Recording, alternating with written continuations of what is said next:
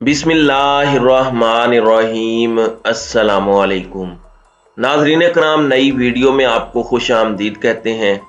आज इस वक्त भी जो सूरत हाल है वैसी है जैसे कल थी। मामलात अभी क्लियर नहीं हुए आर्मी चीफ के तकर्री के हवाले से और मुख्तलिफ तौजीहात पेश की जा रही हैं।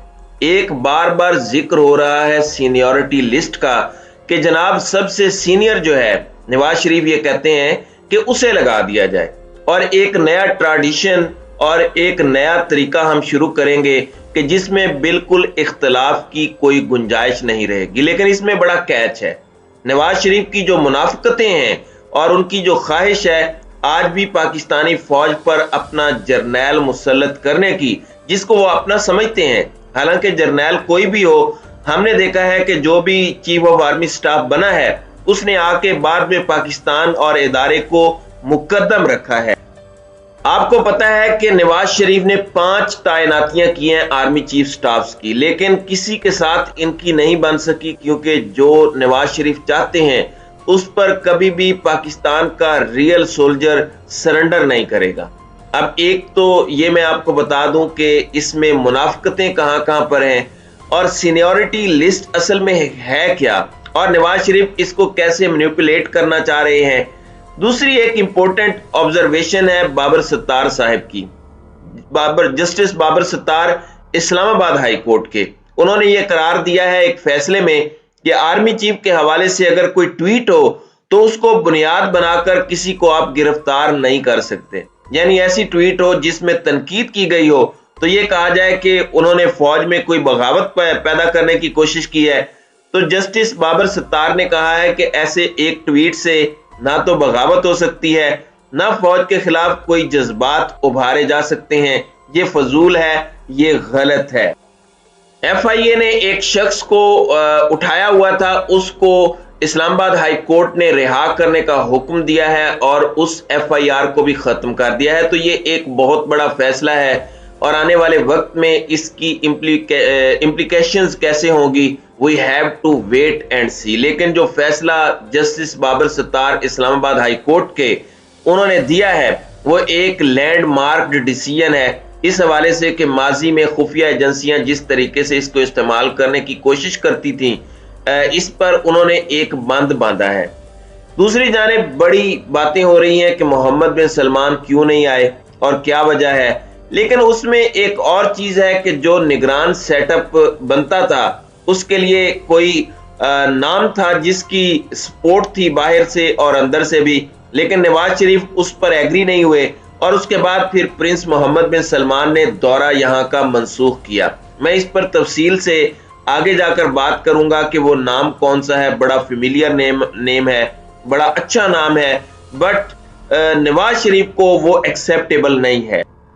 नाजरीन इकराम, सबसे पहले आ जाते हैं सीनियरिटी लिस्ट पर। जराये के मुताबिक पिंडी जिसको सीनियरिटी लिस्ट समझता है वो सीनियरिटी लिस्ट ये है कि 29 तारीख को जनरल कमर जावेद बाजवा रिटायर हो जाएंगे और उनकी रिटायरमेंट के बाद जो सबसे पहला शख्स जो सीनियरिटी के लिहाज से है और जो दूसरे नंबर पर शख्स है वो जो 2 अहम ओहदे हैं उनके लिए वो क्वालिफाई करते हैं। अगर इस चीज को मान लिया जाए कि यह फैसला सीनियरिटी की बुनियाद पर होगा तो सीनियरिटी तब शुरू होगी जब जनरल कमर जावेद बाजवा 29 नवंबर को रिटायर हो जाएंगे। उसके बाद जब वो रिटायर होते हैं तो जिनके उसके बाद नाम है उनमें जनरल अजहर अब्बास हैं, जनरल साहिर शमशाद साहब हैं, जनरल नोमान हैं और चौथे नंबर पर शायद जनरल फैज हमीद हैं। तो ये लिस्ट हो सकती है। लेकिन जो नवाज शरीफ की सीनियरिटी है उसके मुताबिक वो कहते हैं कि जिस दिन हम जनरल कमर जावेद बाजवा की रिटायरमेंट का नोटिफिकेशन करेंगे उसके मुताबिक जो सीनियर होगा उनके बाद उसको आर्मी चीफ बनाया जाएगा। मिसाल के तौर पर जनरल आसिम मुनीर बहुत अच्छे सोल्जर हैं और उनका बड़ा एक जबरदस्त ट्रैक रिकॉर्ड है। अब वो रिटायर हो रहे हैं 27 तारीख को। इससे पहले एक और जर्नैल हैं जनरल वसीम, वो रिटायर हो रहे हैं 19 तारीख को। तो हुकूमत के मुताबिक ये है कि अगर समरी कल मूव की जाती है तो फिर सबसे सीनियर जनरल वसीम अशरफ हैं, उसके बाद जनरल आसिम मुनीर हैं। इसलिए ये समरी जनरल वसीम अशरफ की रिटायरमेंट के बाद जनरेट ये करवाना चाहते हैं तो उनके मुताबिक ये है कि जनरल आसिम मुनीर बन जाते हैं सबसे ज्यादा सीनियर। लेकिन जो फौजी जराए हैं, जो अस्करी जराए हैं, जो जैक ब्रांच के जराए हैं, जो फौज का लीगल डिपार्टमेंट है, वो ये कहता है कि 29 नवंबर को जनरल कमर जावेद बाजवा जिस वक्त रिटायर होते हैं, भले फैसला 4 दिन पहले ही हो, लेकिन कंसीडर उन्हीं को किया जाएगा। सीनियर वही होंगे जो उनकी रिटायरमेंट के बाद सीनियर हैं। अब जनरल आसिम मुनीर 27 नवंबर को रिटायर हो रहे हैं। हुकूमत ये कह रही है, नून लीग के जराए ये कह रहे हैं कि 25 या 26 को अगर हम नोटिफिकेशन करते हैं तो इसमें general Asim Munir seniority list पर नंबर 1 है।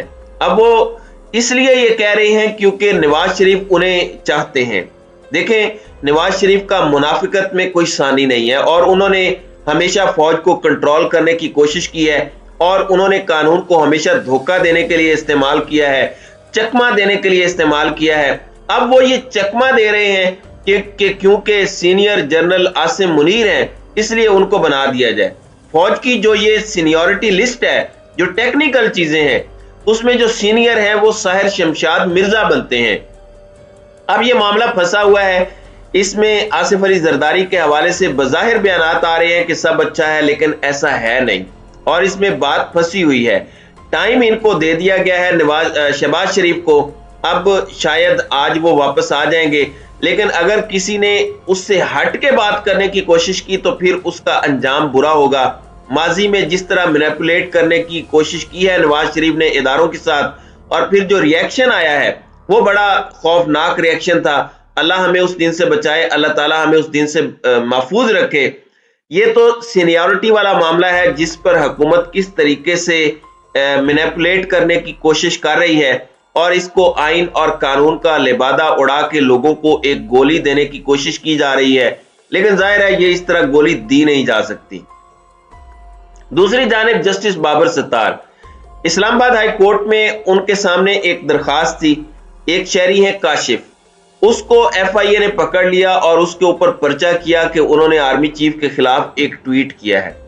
जस्टिस बाबर सत्तार ने यह करार दिया अपने फैसले में कि एक इनसिग्निफिकेंट ट्विटर अकाउंट से अगर कोई ट्वीट होता है तो उसकी बुनियाद पर यह सोचना कि फौज में बगावत हो जाएगी, ये तो गलत है। ये तो सिर्फ मुखालिफिन को चुप कराने की एक कोशिश है और जुबान बंदी की एक कोशिश है। रिजेक्ट कर दिया इस सारे केस को, उन्होंने FIR को खत्म कर दिया और ये कहा कि उस शख्स को फौरन रिहा किया जाए, और उन्होंने कहा कि इस एक ट्वीट से कुछ नहीं होता। अब आप देखें कि अरशद शरीफ के खिलाफ जो पर्चे हुए, समी इब्राहिम, साबिर शाकिर, इमरान रियाज और दीगर सहाफियों के खिलाफ जो पर्चे हुए, वो सब क्या थे? वो सारे इसी तरह FIA ने अपने मैंडेट से तजावुज किया था, क्योंकि जस्टिस बाबर सत्तार ने कहा कि ये FIA का मैंडेट ही नहीं है, ये डेफर्मेशन है में आती है। तो ये जो क्रिमिनल प्रोसीजर है उसके तहत, PPC के तहत या CRPC के तहत आप इसको ट्राई नहीं कर सकते। तो ये बहुत बड़ा एक अहम डिसीजन है जस्टिस बाबर सत्तार का। नाज़रीन इकराम, अब मैं आता हूं जो मैंने आपसे बात कही कि असल इशू एक केयर टेकर प्राइम मिनिस्टर का है। पाकिस्तान की एक बड़ी अहम शख्सियत सऊदी अरब में रोल अदा कर रही है और हर जगह उनकी इज्जत है। अपना जो उन्होंने पाकिस्तान में वक्त गुजारा जब वो फौज के इदारे के सरबराह थे, तो उस वक्त भी उन्होंने न्यूट्रलिटी, जो हकीकी न्यूट्रलिटी है, उसको उन्होंने बरकरार रखा और किसी को भी उनसे शिकायत नहीं हुई। और उनका ताल्लुक भी ऐसे खानदान से है जो पाकिस्तान के लिए अपनी जानों का नजराना दे चुका है और बड़े एजाजात उनको हासिल हुए हैं। एक तजवीज थी कि केयर टेकर प्राइम मिनिस्टर उनको बना दिया जाए, लेकिन नवाज शरीफ ने उसको तस्लीम करने से इनकार किया। अब उनका जो नाम है उस पर बहुत सारे लोग ये समझते थे पाकिस्तान के अंदर और पाकिस्तान के बाहर कि इनको अगर ये फर्ज सौंप दिया जाए इलेक्शन करवाने का तो शायद इससे पाकिस्तान में बेहतरी आएगी और ट्रांसपेरेंट अंदाज में चीजें हो सकेंगी। लेकिन नवाज शरीफ को जहां पर ट्रांसपेरेंसी हो आ जाए, जहां पर हकीकी मेरिट की बात आ जाए, वो नवाज शरीफ को काबिल कबूल नहीं है। तो इस पर बाहर से भी रिएक्शन आया और हो सकता है कि जो दौरा मंसूख हुआ है उसकी एक वजह यह भी हो। तो नाज़रीन इकराम, आपकी इस वीडियो के हवाले से क्या राय है? आप अपनी राय का इजहार कमेंट सेक्शन में जरूर कीजिएगा।